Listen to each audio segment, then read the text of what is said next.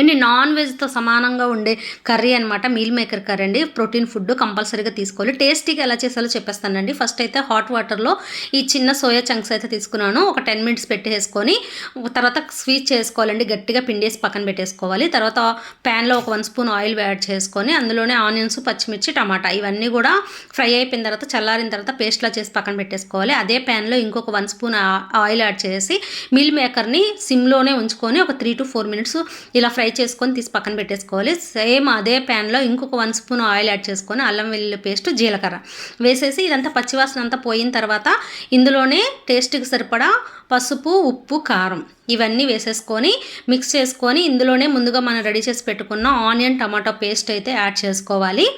ఇదంతా కూడా యాడ్ చేసుకున్న తర్వాత ఇందులోనే ధనియాలు, జీలకర్ర పొడి, గరం మసాలా, చికెన్ మసాలా పొడి ఇవన్నీ వేసేసి ఈ పేస్ట్ అంతా కూడా దగ్గరికి అయిపోయి ఆయిల్ సపరేట్ అవ్వాలండి. అప్పుడే మన కర్రీ అనేది సూపర్ టేస్టీగా ఉంటుంది.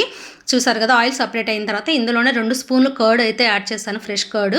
ఇది కూడా బాగా కుక్ అయిపోయి ఆయిల్ సపరేట్ అవ్వాలి. అప్పుడు మనకి గ్రేవీకి సరిపడా వాటర్ అనేది యాడ్ చేసుకోవాలి. చూసారు కదా, మనకి గ్రేవీకి ఎంత వాటర్ కావాలో అంత వాటర్ యాడ్ చేసుకొని ఫ్రై చేసి పెట్టుకున్న మీల్ మేకర్ను కూడా ఇందులో యాడ్ చేసుకొని పైనుంచి నేను ఇక్కడ కసూరి మేతి అయితే యాడ్ చేస్తున్నాను. మీ దగ్గర కసూరి మేతి లేకపోతే కొత్తిమీర యాడ్ చేసుకోండి. మూత పెట్టేసి మనకు ఆయిల్ సపరేట్ అయ్యి గ్రేవీ చిక్కపడేంత వరకు కూడా కుక్ చేసుకోవాలన్నమాట.